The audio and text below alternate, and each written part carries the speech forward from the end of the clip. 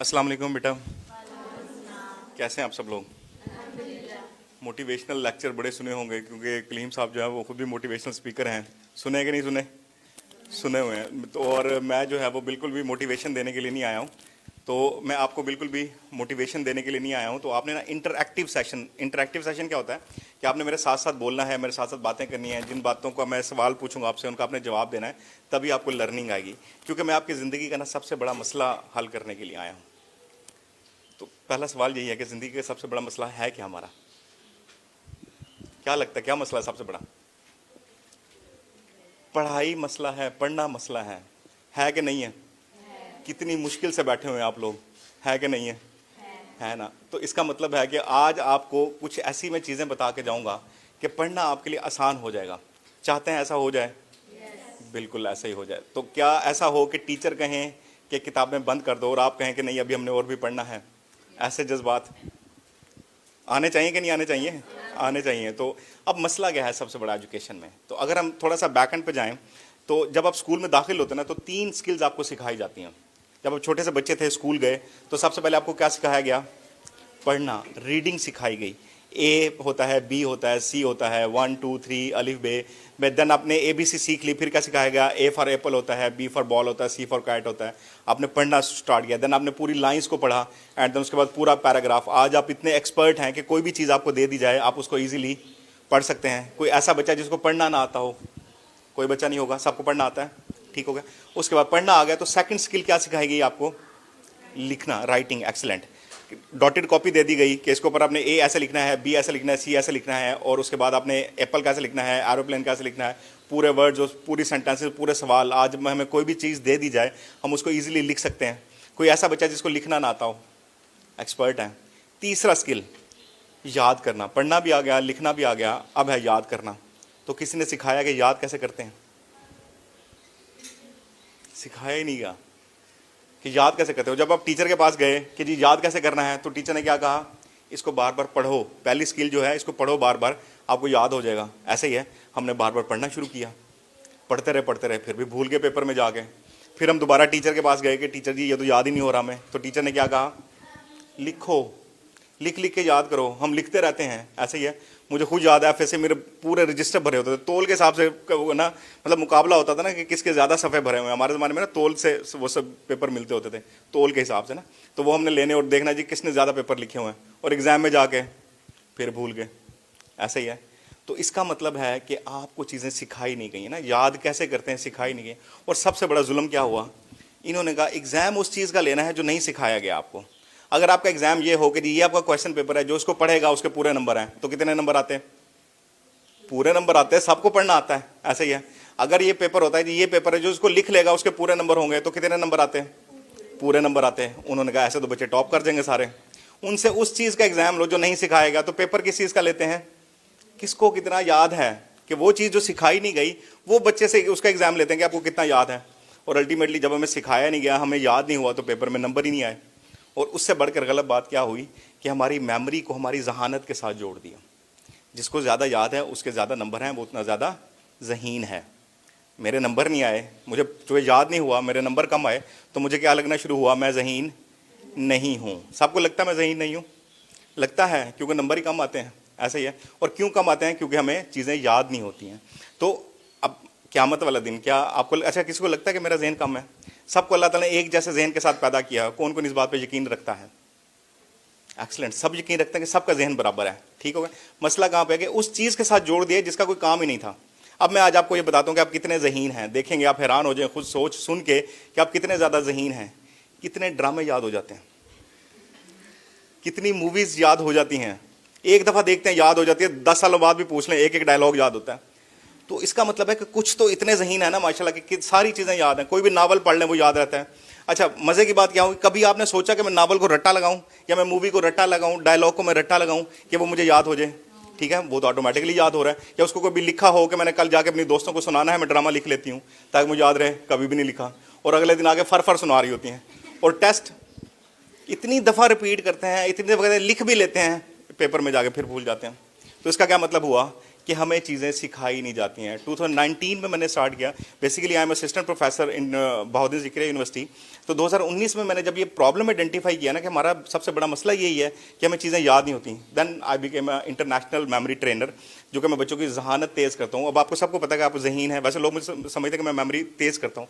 तेज़ सबके, सिर्फ मैं सिखाता हूँ कि क्यों ऐसा हुआ कि आपके जहन ने चीज़ें जो याद नहीं करनी थी वो याद कर ली। जैसे मूवी आपने याद नहीं करनी थी वो याद हो गई, और जो पेपर जो सबक आप पढ़ रहे हैं वो आपको भूल जाता है। जिसको याद करने की कोशिश कर रहे हैं तो आपको याद हो जाता है। ऐसे ही है। तो बस ये हमने सीखना है कि क्यों ऐसा होता है कि आपको जो चीज़ याद कर रहे हैं वो भूल जाती है, और जो नहीं याद कर रहे वो याद हो जाती है। डन हो गया? सीखना चाहेंगे? इंटरेस्टिंग है। अब अगर याद करना आसान हो जाए तो पढ़ना आसान हो जाएगा। कि एक आज आपको जो टेक्निक सिखा दूंगा, जैसे मूवी देखते हो कितनी देर लगती है याद करने में, जैसे जैसे देख रहे होते हैं याद हो रही होती है। ऐसे ही हो जाए किताब देखते रहें और याद होती रहे, और ऐसी याद हो जाएगा 10 साल बाद भी पूछें और आपको याद रहे। जादू हो जाएगा कि नहीं हो जाएगा? हो जाएगा। यकीन नहीं आ रहा सर, ऐसा हो नहीं सकता है। किस किस को यकीन आ रहा है कि ऐसा हो सकता है? एक्सीलेंट। तो सबको यकीन अभी मैं दिलाता हूँ कि कैसे यकीन आएगा कि आपके सामने होगा। सीखने से पहले आप ये देखते हैं कि आज तक हम कैसे चीज़ें याद करते हैं, क्योंकि एक ही मेथड से हम याद करते रहे हैं, और इस मेथड को क्या बोलते हैं? रट्टा सिस्टम। एक्सीलेंट। रोट मेथड इसको बोला जाता है। और आपको पता है ये पोरेस्ट मेथड ऑफ लर्निंग है कि किसी चीज़ को बार बार दोहरा के याद कर रहे हैं, तो इससे बहुत ज़्यादा और चीज़ें जिनकी मदद से आसानी से हम चीज़ों को याद कर सकते हैं। ठीक हो गई? तो उससे पहले हम लेंगे एक टेस्ट आपका, और जैसे टेस्ट होगा ना फिर आपको समझ में आएगी कि कैसे चीज़ें याद करती हैं। टेस्ट का नाम आता ही धड़कन दिल की तेज़ हो जाती है। टेस्ट ऐसे ही है। ये क्यों होता है? क्योंकि हमने सोचा हुआ है कि टेस्ट में मेरे चूंकि ज़हीन नहीं ना तो होना नहीं। तो आपने बिल्कुल परेशान नहीं होना। ये एक फ्रेंडली टेस्ट है जिसमें सिर्फ हमने चेक करना है कि हम कैसे चीज़ों को याद करते हैं। ठीक हो गया जी? तो आपने एक्टिवली पार्टिसिपेट करना है। डरना नहीं है कि कोई शायद नंबर कम आने वाले हैं, किसी को कुछ नहीं होने वाला। तो कुछ भी नहीं होना, सिर्फ हमने एक छोटा सा टेस्ट लेना है। तो अभी कॉपी पेंसिल आपने खोल लें, और कुछ चीज़ें हम लिखते हैं ताकि हमें याद रहें। हम देखते हैं ना उन चीज़ों को कैसे हम याद करते हैं। चीज़ आपके जहन में आ रही होगी वो आपने मुझे बतानी है कि क्या चीज़ आपके जहन में आ रही है। जैसे कि आप ग्रॉसरी आइटम्स होते हैं ना, घर में जो चीज़ें लेनी है वो हो सकता है, कोई खाने पीने की चीज़ हो सकती है, कोई वेजिटेबल नेम हो सकता है, कोई फ्रूट नेम हो सकता है, कोई एनिमल नेम हो सकता है, कोई भी चीज़ आप मुझे लिखवा सकते हैं। ठीक है जी? तो जैसे नंबर 1 पे आपने लिखना है पिज़्ज़ा। जैसे मेरे जहन में पिज़्ज़ा आया तो आपने पिज़्ज़ा लिखना है, पिज़्ज़ा। अब नंबर 2 पे वॉलंटियरली कौन बताएगा? जी बेटा जी, एक्सलेंट। राइस। ओके जी। नंबर 2 पे लिखना है आपने राइस। नंबर 3 पे कस्टर्ड। एक्सलेंट जी। नंबर 3 पे कस्टर्ड। नंबर 4 पे ऑयल। ओके जी, एक्सलेंट। नंबर 4 पे ऑयल। 4 पे ऑयल होगा। 5 पे कौन बताएगा वॉलंटियरली? जी बेटा जी। मिल्क। ओके जी। नंबर 5 पे मिल्क। 6 पे शैम्पू। एक्सलेंट। Shampoo good. अच्छा, बोलना चाहिए क्लास में ना, तो इस पे भी हम बात करेंगे कि हम क्यों नहीं क्लास में बोलते हैं, जिसकी वजह से हम खो जाते हैं क्लास में ना। टीचर पढ़ा रहे होते हैं, हम खोए होते हैं। 6 पे हमने लिखा शैम्पू। 7 पे लास्ट वन। जी बेटा जी। कोरमा। एक्सलेंट। नंबर 7 पे कोरमा। कोई भी चीज़ आपके जहन में आ रही हो। 8 पे लास्ट रो फ्लोर, आटा। ओके जी। नंबर 8 पे फ्लोर, आटा। 9 पे गंदुम, वीट। ओके जी। नंबर 9 गंदुम। 10 पे स्पाइसेस। नंबर 10 पे मसाला जात, स्पाइसेस। Number 11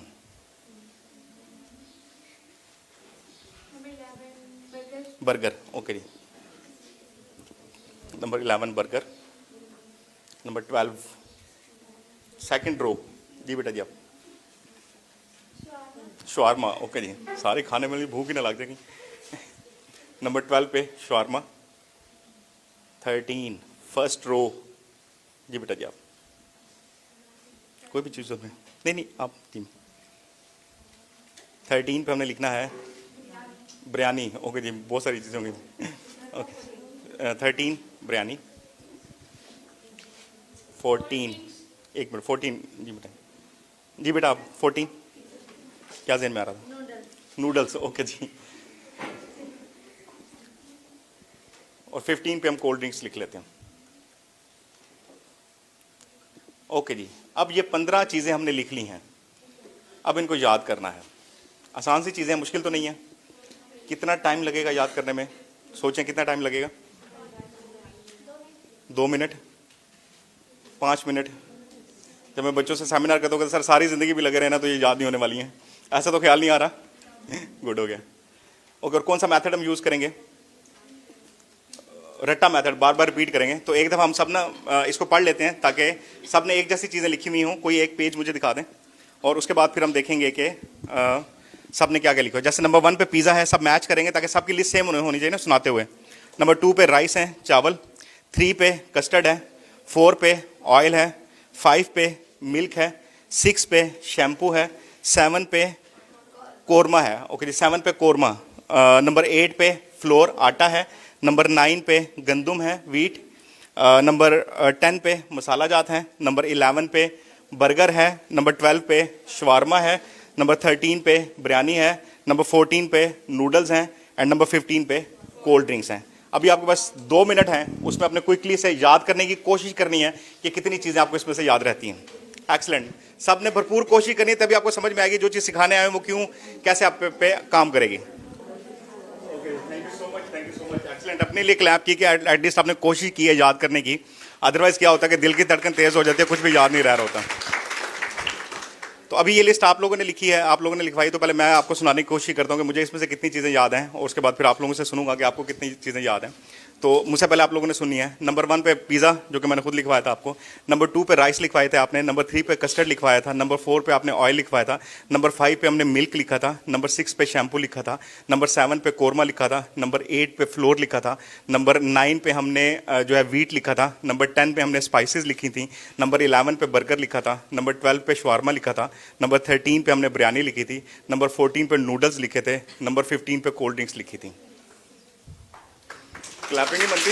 excellent. अब कितना रट्टा लगाया मैंने, बार बार को याद किया उसको। एक दफ़ा सिर्फ आपने लिखवाई थी लिस्ट और आप लोगों ने लिखवाई थी, मैं याद नहीं करके आया था, और मैंने एक दफ़ा सिर्फ आपके साथ रिपीट किया और मैंने आपको सुना दिया। ऐसा ही हुआ। तो सीखना चाहेंगे कि ऐसा हो जाए, याद हो जाए चीज़ें आपको। आपको ये 15 आपकी हेडिंग्स हो सकती हैं, 15 आपके क्वेश्चंस हो सकते हैं, लॉन्ग क्वेश्चन, शॉर्ट क्वेश्चन। एक दफ़ा सिर्फ आपने टेक्निक सीख ली कि कैसे याद करते हैं, तो आपको इसी तरह मिनटों में याद होने वाली हैं। ऐसे ही है। तो सीखना चाहेंगे मेरे साथ कैसे किया मैंने जादू? एक्सीलेंट। अच्छा, सिर्फ यही नहीं कि मुझे 1 से लेकर 15 तक याद है, मैं आपको ना ये उल्टी लिस्ट सुनाने की कोशिश करता हूँ। जैसे कि नंबर 15 पे कोल्ड ड्रिंक्स थी। नंबर 14 पे हमने जो है वो नूडल्स लिखे थे। नंबर 13 पे बिरयानी थी। नंबर 12 पे शवारमा था। नंबर 11 पे बर्गर था। नंबर 10 पे मसाला जात थे। नंबर 9 पे हमारे पास गंदम थी। नंबर 8 पे जो है वो हमने फ्लोर लिखा था। नंबर 7 पे कोरमा लिखा था। नंबर 6 पे शैम्पू था। नंबर 5 पे मिल्क था। नंबर 4 पे ऑयल था। नंबर 3 पे कस्टर्ड था। नंबर 2 पे राइस थे। नंबर 1 पे हमारे पास पिज़्ज़ा था। होने वाली आसान जिंदगी के नहीं होने वाली, यही जादू सीखने वाले हैं कि एक दफ़ा चीज़ को पढ़ें और वो आपको याद हो जाए, तो फिर कितने नंबर आएंगे?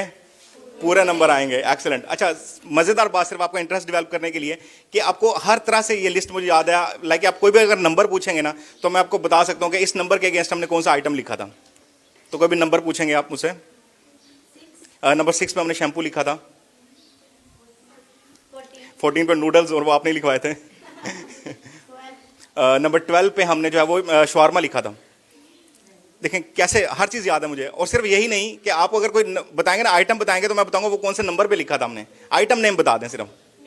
मिल्क हमने नंबर 5 पे लिखा था। मिल्क नंबर 5 पे था। बिरयानी हमने नंबर 13 पे लिखी थी।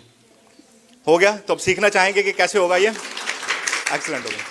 तो अब हम सबसे पहले सीखेंगे कि हमारा जहन चीज़ों को याद कैसे करता है। तो वो आपने सिर्फ ये आपको एक्सरसाइज इसलिए थी कि कितना, अब आपने जब कोशिश की थी याद करने की, तो अभी भी लग रहा है कि ऐसा कुछ मुझे इस तरीके से याद हो गया होगा, चीज़ें नहीं हुई होंगी, क्योंकि आपको पता नहीं याद कैसे करना है। आपने सेम वही मेथड यूज़ किया था जो पहले यूज़ करते आ रहे थे। अब वो आपको मेथड में चेंज करने वाला हूँ बेसिकली। तो सबसे पहले व्हाट इज़ मेमोरी लिखें जी। What is memory? यादाश्त क्या होती है? हमें यही नहीं पता कि मेमोरी क्या होती है।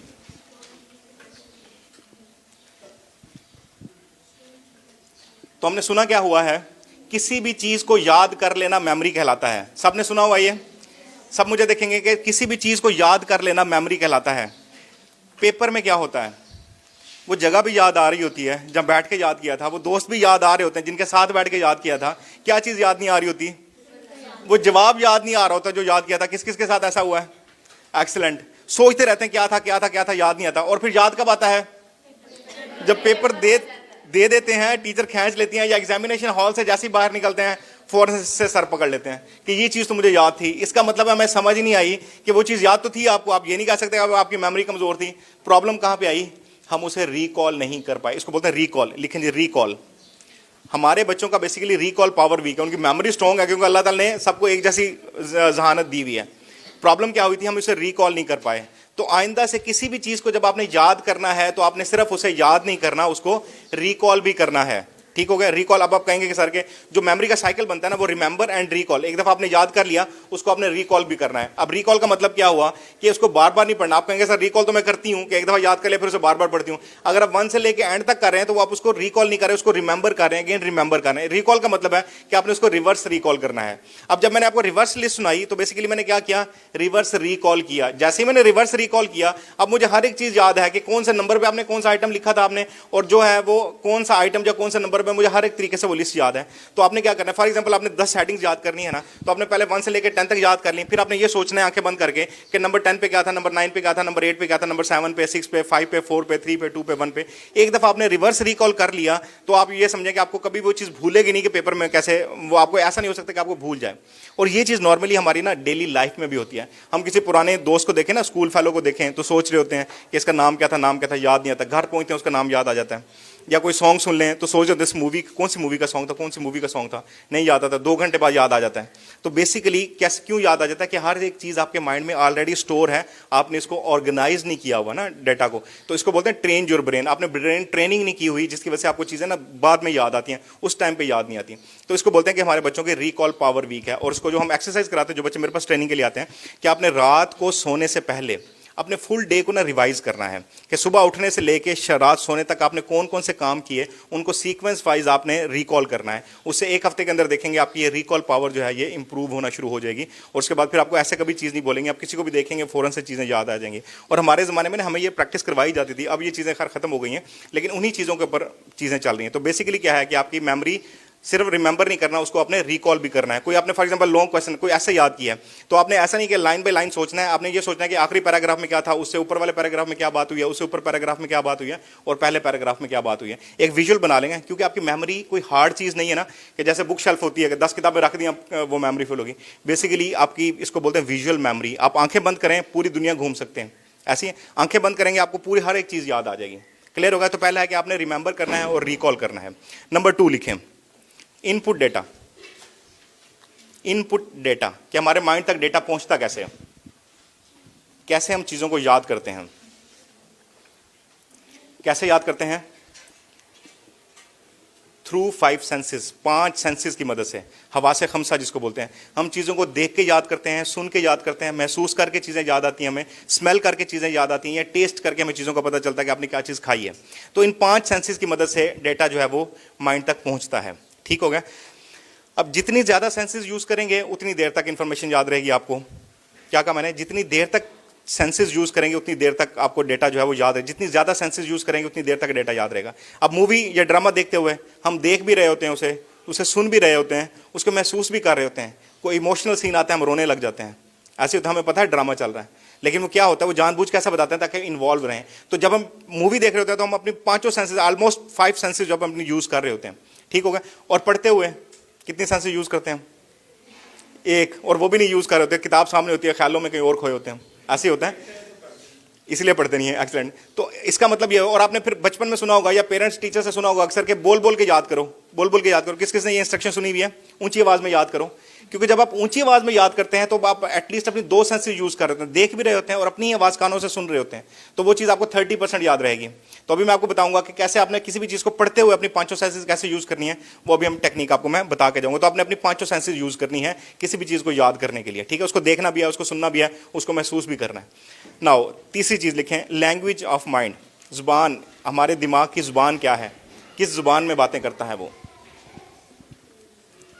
Language of mind. आंसर क्या है इसका? पता है किसी को? जैसे हम उर्दू बोलते हैं, पठान पश्तो बोलते हैं, माइंड कौन सी लैंग्वेज बोलता है? तस्वीरें, इमेजेस। लिखें इमेजेस। कि हमारे माइंड में जो भी चीज़ स्टोर होती है वो तस्वीरों की सूरत में स्टोर होती है। जैसे मैंने बोला पिज़्ज़ा, क्या ज़हन में आया? उसकी तस्वीर आई। मैंने बोला कार, क्या ज़हन में आया? कार की तस्वीर आई, मैंने बोला अम्मी, क्या जहन में आया? अम्मी की तस्वीर आई। तस्वीरें सबकी मुख्तलिफ होंगी, लेकिन होंगी क्या? तस्वीरें। किसी के जहन में CAR आया हो, किसी के जहन में PIZZ आया हो, नहीं आया? सबके जहन में तस्वीरें आई हैं, क्योंकि इसको बोलते हैं एब्स्ट्रैक्ट। हमारे माइंड को एब्स्ट्रैक्ट का नहीं पता PIZZ क्या है। पूरा वर्ड बनेगा, पिज़्ज़ा बनेगा, तो आपके जहन में तस्वीर आएगी। अब हमें याद करने में क्या लगा हुआ है? हम हमेशा एब्स्ट्रैक्ट को याद करते हैं। अब ये लिस्ट मैंने बनवाई है, जब मैंने कहा आप लोग इसे याद करें, तो किसी बच्चे ने सोचा कि मैं इसकी तस्वीर याद करूं, मैं पिज़्ज़ा की तस्वीर याद करूं, मैं नूडल्स की तस्वीर याद करूं, मैं गंदम की तस्वीर याद करूं। हम सब ने किस पे फोकस किया? वर्ड्स पे फोकस किया। ऐसे ही है। और जब मैंने क्या किया, मैंने सिर्फ तस्वीरों पे फोकस किया। नंबर 1 पे पिज़्ज़ा है, नंबर 2 पे राइस है, नंबर 3 पे कस्टर्ड है, तो मैंने सिर्फ तस्वीरों को होल्ड किया। इसलिए मुझे याद रहेगी। आप लोग अभी स्ट्रगल कर रहे हैं, सोच रहे हैं कि क्या क्या होना चाहिए, ठीक होगा? तो आइंदा से किसी भी वर्ड को आपने याद नहीं करना, उस वर्ड से जो तस्वीर बन रही है उस तस्वीर को आपने याद करना है, ठीक होगा? तो अभी आपको बताऊंगा कि तस्वीरें बनती कैसे हैं, और आपको हैरानी होगी कि ऑलरेडी आपके माइंड में कितनी करोड़ों इमेजेस पड़ी हुई हैं जिनका पता नहीं था। आज आपको समझ में आई है, तो आप आइडेंटिफाई करेंगे कि कितनी ज़्यादा तस्वीरें आपके जहन में हैं। और आखिरी चीज़ है, नंबर 4, लास्ट पॉइंट है हमारा, लिंक मेमोरी सिस्टम। हमारा जो मेमोरी सिस्टम है वो लिंक मेमोरी सिस्टम है। हर एक चीज दूसरी चीज के साथ जुड़ी हुई है। लिंक मतलब हर चीज जुड़ी हुई है। जहां से कनेक्शन टूटेगा तो वहां से हम चीजें भूल जाएंगे। रट्टे में भी यही होता है कि जहां से भूले आगे हम सारा भूल जाते हैं, ठीक हो गया? और जहां से लिंक टूटता है वहां से लिंक हम चीज़ें भूल जाते हैं। तो हमने लिंक्स को स्ट्रॉन्ग करना है, ठीक है? और जितने ज़्यादा लिंक स्ट्रॉन्ग होंगे तो ऑटोमेटिकली हमारे माइंड को चीज़ें याद रहेंगी। लिंक मेमोरी सिस्टम, हमारा जो मेमोरी सिस्टम है वो लिंक मेमोरी सिस्टम है। हर एक चीज़ दूसरी चीज़ के साथ जुड़ी हुई है। लिंक मतलब हर चीज़ जुड़ी हुई है। जहां से कनेक्शन टूटेगा तो वहां से हम चीज़ें भूल जाएंगे। रट्टे में भी यही होता है कि जहां से भूले आगे हम सारा भूल जाते हैं, ठीक हो गया? और जहां से लिंक टूटता है वहां से लिंक हम चीज़ें भूल जाते हैं। तो हमने लिंक्स को स्ट्रॉन्ग करना है, ठीक है? और जितने ज़्यादा लिंक स्ट्रॉन्ग होंगे तो ऑटोमेटिकली हमारे माइंड को चीज़ें याद रहेंगी। अब हम एक और 5 फैक्टर्स हैं, उसके बाद फिर मैं आपको एक्सरसाइज कराऊंगा। ये लिस्ट जो भी मैंने याद किया आपको भी सिखाऊंगा कि कैसे मिनटों में याद हो जाती है। लिखें 5 फैक्टर्स कि लिंक स्ट्रॉन्ग करने के 5 फैक्टर्स क्या हैं, कि किसी भी लिंक को स्ट्रॉन्ग करने के 5 फैक्टर्स क्या हैं। Number 1, colourful. कलरफुल चीज़ होगी तो वो आपके माइंड को ऑटोमेटिकली वो लिंक क्रिएट रहेगा, वो चीज़ याद रहेगी। कलरफुल, इसलिए देखें ना आजकल छोटे बच्चों के जो क्लासरूम हैं कलरफुल तस्वीरें लगाई होती हैं, कलरफुल से बनाए। तो हमारे ज़माने में ऐसा नहीं था, हमारे ज़माने में ऐसी चीज़ें होती थी, क्योंकि अब उन्हें समझ में आ गई कि कलरफुल चीज़ें बच्चों को दिखाएंगे, बच्चों के कायदे कलरफुल आ गए। अब आपकी बुक्स कलरफुल आ गई हैं। हमारे ज़माने में ब्लैक एंड वाइट होती हैं। कलरफुल चीज़ होगी तो आपको माइंड ऑटोमेटिकली उसे याद कर लेगा, उसे मेहनत नहीं करनी पड़ेगी। मूवी कलरफुल होती है वो इसलिए याद हो जाती है, ठीक है? तो पहली चीज़ कलरफुल। सेकेंड चीज़ मूविंग, मूविंग या साउंड। जो मूविंग चीज़ होगी, चलती हुई चीज़, वो आपको याद रहेगी, ऑटोमेटिक याद रहेगी।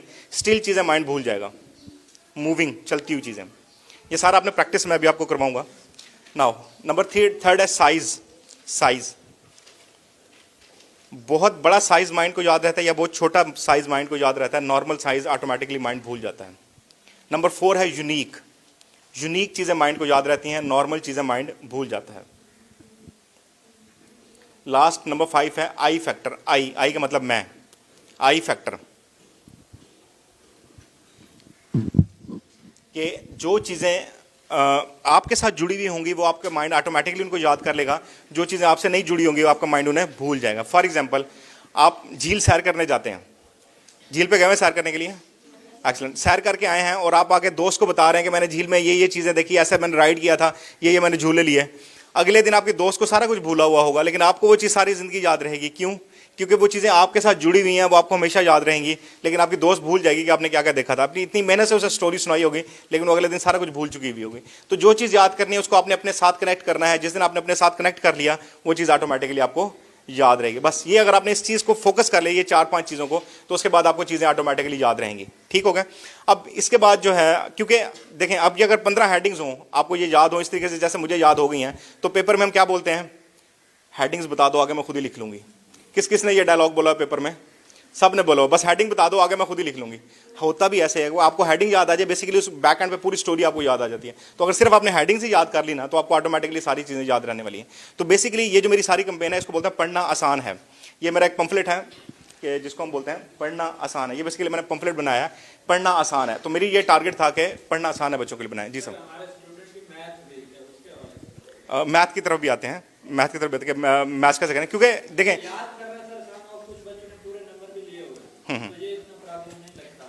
अ, इनके लिए मुश्किल है, आसान हो जाएगा, जी जी, लेकिन मैथ के लिए क्योंकि जिस चीज़ से आप गुजर जाते हैं, जैसे अभी अभी आप कौन सी क्लास है आपकी? 9th 10th?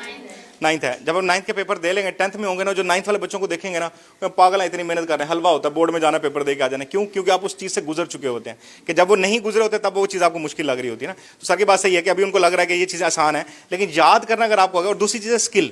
स्किल क्या होती है? जैसे फॉर एग्जाम्पल आपने तैरना सीखना है, कि ऐसा नहीं आप जाते ही दरिया में छलांग लगा देंगे तैरने के लिए। तो आपको क्या है कि पहले छोटे से स्विमिंग पूल में तैरेंगे, उसके बाद फिर नहर में जाएंगे, और नहर से फिर ओलंपिक्स या दरिया में जाके छलांग लगाएंगे ना। तो अभी आप बेसिक सीख रहे हैं, ये वो चीज़ें जो आपको पता नहीं थी। जब आप इनकी प्रैक्टिस करेंगे, उसके बाद चाहे मैथ्स याद करनी हो, केमिस्ट्री याद करनी हो, कोई भी फार्मूला याद करना हो, तो आप उनको ऑटोमेटिकली याद कर सकते हैं। अब फिर क्या होता है, दूसरी चीज़ ये है कि इसमें डिफरेंट काइंड ऑफ डेटा को याद करने के लिए डिफरेंट टेक्निक्स हैं। तकरीबन कोई 12 टेक्निक्स हैं जो मैंने अपनी किताब में लिखी है, कि अगर फॉर एग्जाम्पल आपने लॉन्ग क्वेश्चन याद करना है, उसको आपने कैसे याद करना है, और जो आपने फॉर एग्जाम्पल मैथ्स जैसे है उसको याद करना है, फार्मूला याद करना है, उसको आपने कैसे याद करना है। तो ये सारी चीज़ें आपको मेरे इस पंफलेट में मिलेंगी। और ये पंफलेट आपको कहाँ मिलेगा? मेरी वेबसाइट के ऊपर। वेबसाइट लिखें www.mindworkshop, mind MIND, mind workshop .pk। Mind workshop, workshop होती है गाड़ियों वाली वर्कशॉप होती है जहाँ पे गाड़ियाँ ठीक करते हैं। तो बेसिकली मेरी माइंड वर्कशॉप है, जहाँ मैं ना जहन तेज करता हूँ और लोगों की ज़िंदगी बदलता हूँ। तो माइंड वर्कशॉप है, ठीक है। तो यहाँ पे आप जाएंगे, तो यहाँ पे आपके फ्री डाउनलोड्स में जाएंगे तो आपको ये पंफलेट मिलेगा, पढ़ना आसान है। इसके अंदर मैंने सारी चीज़ें लिखी हुई हैं कि कैसे पढ़ना आसान बनता है। और इसके आखिरी पेज पे ये लिखा हो याद करने के तरीके। तो ये याद करने के तरीके जो है वो आपने इस एक तरीके को उठाना है और उसको आपने करना है गूगल। अंकल गूगल का पता है सबको? मैं बोलता हूँ अंकल गूगल, वो हर चीज़ बता देते हैं हमें। वहाँ जाके पहला जो मेथड, जिस मेथड से मैं आपको सिखाऊंगा, इसको बोलते हैं लिंक मेथड, कि आप लिंक करते हैं चीज़ों को और वो चीज़ें आपको याद रहती हैं। अगर आप लिखेंगे ना लिंक मेथड, गूगल पे लिखें और एंटर करें, पता कितने रिजल्ट्स आते हैं? 36 करोड़ रिजल्ट्स आते हैं कि इस एक मेथड से कितने ज़्यादा लोग काम कर रहे हैं मेमोरी के ऊपर। और जब मैंने 2019 में स्टार्ट किया था, मुझे पता चलता कितना आसान तरीका है। लिंक अगर आप क्रिएट कर लें तो आप चीज़ों को मिनटों में याद कर सकते हैं, ठीक हो। इसी तरीके से आप जब आपको एक्सपर्ट बनना चाहेंगे, जितनी आप प्रैक्टिस करेंगे तो आप देखेंगे कि आप उनको, जैसे लिंक आपके स्ट्रॉन्ग होते रहेंगे, आप ऑटोमेटिकली सीखते रहेंगे। दूसरी चीज़ होती है स्किल, कैसे आपको याद होती है? जितनी प्रैक्टिस करते हैं वो ऑटोमेटिकली आप एक्सपर्ट बन जाते हैं। जैसे नमाज पढ़ते हैं ना, अब हम नमाज पढ़ते हैं, अल्लाह अकबर बोलते हैं, क्या हमें याद रहता है कि हमने कैसे नमाज पढ़ ली? नहीं याद रहता, हम ख्यालों में खोए रहते हैं। जबकि जब हम सीख रहे थे तब हम स्टेप बाय स्टेप चीज़ों को सीख रहे थे ना, कि पहले हमने सना पढ़नी है, फिर आउज़ बिल्ला, फिर बिस्मिल्लाह, फिर अल्हम्दुलिल्लाह पढ़नी है, एक एक लफ्ज़ को। उसके बाद पढ़ते पढ़ते पढ़ते आप आज एक्सपर्ट बन गए हैं कि आप ऑटोमेटिकली जो है वो चीज़, आपका माइंड आपके लिए नमाज पढ़ रहा होता है, आप खुद नहीं पढ़ रहे थे, आप तो वहाँ पे होते ही नहीं है, ठीक हो। सिमिलरली जब आप इन टेक्निक्स को अप्लाई करेंगे और एक दफ़ा एक सवाल याद किया, 2 सवाल याद किया, तीसरा सवाल याद किया, उसके बाद आपको कोई भी मेहनत नहीं करनी पड़ेगी, ऑटोमेटिकली आप पढ़ेंगे और आपको याद हो जाएगा। जैसे अभी आपने मुझे देखा कि मैंने सिर्फ एक दफ़ा लिस्ट आपके साथ पढ़ी है और वो मुझे याद हो गई, ठीक हो। तो ये वो सारी चीज़ें जो आपने अप्लाई करनी है और ये आपको ज़िंदगी आसान बनाने वाली है। अभी आप देखेंगे कि आपकी लाइफ जो वो कितनी आसान होने वाली है, और ये जो पढ़ना मुश्किल है ये भी आपके लिए आसान होने वाला है। तो हम जो मेथड यूज़ करेंगे उसको बोलते हैं story link method, link method ना, प्योर लिंक मेथड बेसिकली उसको बोलते हैं। जो ये बेसिक टेक्निक है जो अपने बच्चों को सिखाते हैं। और इसके साथ ही आपको दूसरा इंग्लिश में एक PDF मिलेगा जिसका नाम है 5 प्रिंसिपल्स ऑफ ऑसम मेमोरी, जो कि मैं इंटरनेशनल क्लाइंट्स के साथ शेयर करता हूँ। उसको भी डाउनलोड करके आपके पढ़ेंगे कि आपकी किसी मेमोरी को इंप्रूव करने के 5 प्रिंसिपल्स क्या हैं, ठीक है। तो इंग्लिश में है, उसको आप रीड करेंगे तो आपको बहुत सारा उसका भी फायदा होने वाला है। तो ये 2 काम आपने करना है। अब हम आते हैं इस लिस्ट को याद करने के लिए। अब लिस्ट आपने याद करवाई थी, अब आपने क्या काम करना है कि अब जब भी किसी चीज़ को याद करना है, फॉर एग्जाम्पल ये 15 पॉइंट है, 15 पॉइंट को याद करने के लिए आपने सबसे पहले तो तस्वीरों को ढूंढना है। अब ये चूंकि ऑलरेडी हमारे सिंपल वर्ड्स हैं कि ऑलरेडी तस्वीरें मौजूद हैं। जैसे पिज़्ज़ा था, पिज़्ज़े की तस्वीर आपके ज़हन में है। उसके बाद क्या था हमारा, जो राइस है, राइस की तस्वीर नंबर 2 पे राइस है, कस्टर्ड है उसकी तस्वीर है, ऑयल की तस्वीर है, ठीक है, इन सब की तस्वीर है। तो हमने क्या करना है कि हर एक वर्ड को दूसरे वर्ड के साथ कनेक्ट करना है और आप देखेंगे वो ऑटोमेटिकली याद हो जाएगा। और कनेक्ट कैसे करना है आपने? थ्रू 5 फैक्टर्स, जो 5 फैक्टर्स है। आपने कलरफुल सोचना है और उसके बाद आपने मूविंग चीज़ें सोचनी है माइंड में, और सिर्फ मैं आपको जो है खुद आपके साथ हेल्प करूंगा। और उसके बाद आपने साइज, बहुत बड़ी बड़ी चीज़ें माइंड में लेके आनी है, एंड देन यूनिक चीज़ें हम सोचेंगे और उनको अपने साथ जोड़ेंगे, तो आप देखेंगे कि आपको ऑटोमेटिकली चीज़ें याद हो जाएंगी, ठीक हो गया। तो अब आपने सिर्फ मेरे साथ कनेक्ट रहना है, याद नहीं करना किसी भी चीज़ को, याद ऑटोमेटिकली हो जाएंगी, सिर्फ आपने कनेक्शन स्ट्रॉन्ग करने हैं, ठीक हो गया। तो नंबर 1 पे है पिज़्ज़ा। अब आपने सोचना है कि आप पिज़्ज़ा खा रहे हैं। पहला काम मैंने क्या किया कि हमने पिज़्ज़े को अपने साथ कनेक्ट कर लिया, ठीक है। आपने अज्यूम करेंगे पिज़्ज़ा आपके सामने है और बहुत बड़ा सा पिज़्ज़ा है, उसको आप खा रहे हैं। पिज़्ज़ा खाने के बाद आपके सामने आ गया राइस थे, तो आपने कहा कि पिज़्ज़ा खाने के बाद बिल्कुल मुझे राइस पसंद नहीं है, तो मैं पिज़्ज़ा राइस नहीं खाऊंगी। या आप इसको यूनिक कैसे बनाएंगे कि आप पिज़्ज़े के ऊपर राइस डाल के खा रहे हैं, कभी खाया? नहीं खाया। यूनिक बनाना है तो हम पिज़्ज़े के साथ राइस खाएंगे, ठीक है। राइस खा लिया हमने, उसके बाद आपके सामने आ गया कस्टर्ड, तो मुंह तो मीठा करना है, राइस था स्पाइसी, तो आपने कहा कि हमने मुंह मीठा करना है, तो हमने खाया कस्टर्ड, ठीक है जी। अब कस्टर्ड में बहुत ज़्यादा ऑयल था, तो आपने कहा कि ऑयली चीज़ें ना इतनी ज़्यादा अच्छी नहीं होती, तो आपने ऑयल वाला जो कस्टर्ड के ऊपर ऑयल था वो आपने ऑयल अलहदा किया और कस्टर्ड को खाना शुरू कर दिया, ठीक है जी। उसके बाद नंबर 5 पे था हमारे पास मिल्क। तो आपने क्या किया कि आपने कहा कि ऑयल तो बहुत ज़्यादा हो गया, तो इसको ऑयल को कम करने के लिए हम थोड़ा सा ना मिल्क यूज़ करते हैं, क्योंकि वो हेल्दी होता है मैदे के लिए। तो आपने थोड़ा सा मिल्क लिया। उसके बाद सारा कुछ करने के बाद आ गया शैम्पू। आपको याद आया कि सारा कुछ हो गया, अब मुझे ना हाथ धोने हैं, और जैसे वॉशरूम में गए तो सोप खत्म था, तो आपने किससे हाथ धोए? शैम्पू से धोए, ठीक हो गया। तो शैम्पू से धोने के बाद फिर आप बाहर आए, तो आपको मामा ने कहा कि चलो जी अब आपने कोरमा बनाना है, जल्दी से रेडी हो जाओ क्योंकि मेहमान आ रहे हैं, आपने कोरमा बनाना है। आपने जल्दी से कोरमे का सामान रेडी किया और बनाना शुरू किया। तो साथ ही नंबर 8 पे हमारे पास था फ्लोर, ठीक है। तो आपने कहा कि जी कोरमा बनाना है, तो अम्मी ने कहा कि अम्मी आप आटा गूंद लें, तो मैं उतनी देर में जल्दी से कोरमा बना लेती हूँ। नंबर 1 पे क्या था? पिज़्ज़ा। नंबर 2 पे राइस। नंबर 3 पे कस्टर्ड। नंबर 4 पे ऑयल के बाद मिल्क के बाद शैम्पू के बाद कोरमे के बाद आटा। एक्सीलेंट। अब आटे तक पहुंच गए। उसके बाद आपने कहा कि नंबर 9 पे हमारे पास था वीट, गंदम। तो अम्मी ने कहा कि ओहो आटा तो खत्म होगा, पहले गंदम पिसवानी पड़ेगी, उसके बाद फिर हम जो है वो आटा बनाएंगे। तो उन्होंने कहा चलो ठीक है जी, भैया को बुलाओ और गंदम पिसवाने के लिए पहुंच जाए। भैया जी पहुंच गए गंदम पिसवाने के लिए। साथ ही आपको याद है कि मसाले भी खत्म हुए। आपने कॉल की भैया को कि भैया वो मसाले भी लेके आना है, तो आपने वहाँ से मसाले मंगवाए। तो साथ ही आपको ख्याल है कि अब कोरमा बनाने में तो बहुत टाइम लग जाएगा, तो मेहमान आने वाले हैं, तो आपने कहा भैया मसालों के साथ क्या लेके आना है? बर्गर। एक्सीलेंट, आपको भी याद है। तो आपने कहा कि जी बर्गर साथ ले आना। तो उसने कहा जी बर्गर की शॉप पे गया, उसने कहा बर्गर थोड़े कम पड़े हैं, तो आपने कहा कि साथ ही आप ना शवारमे भी 3-4 पकड़ लो। शवारमे पकड़े, और जैसे ही इतनी देर में मेहमान आ गए। मेहमान सोचा होता कि 3 आएंगे, मेहमान आ गए 10। तो उन्होंने कहा ये तो चीज़ें कम पड़ जाएंगी, तो उन्होंने कहा साथ ही बिरयानी भी ले आना। तो बिरयानी भी ले ली उन्होंने, और वापस आया, मेहमानों ने खाना खाया, खाना कम पड़ गया। खाना मेहमानों ने खा लिया और आप लोगों के लिए बचा नहीं, तो आपने सोचा कि हम ना नूडल्स बना लेते हैं, घर वाले जो बच गए हैं तो हम वो नूडल्स खाएंगे। तो आप लोगों ने नूडल्स खाए, और उसके बाद सब ने पेप्सी पी। अपने लिए क्लैप करेंगे, आपको लिस्ट याद होगी। नंबर 1 पे क्या था? पिज़्ज़ा। नंबर 2 पे राइस। नंबर 3 पे ऑयल कस्टर्ड। नंबर 4 पे ऑयल के बाद मिल्क के बाद शैम्पू के बाद कोरमे के बाद आटे के बाद गंदम के बाद स्पाइसेस मसाले जात के साथ बर्गर के साथ शवारमा के साथ बिरयानी के साथ नूडल्स के साथ कोल्ड ड्रिंक। एक्सेंट कितना आसान हो गया।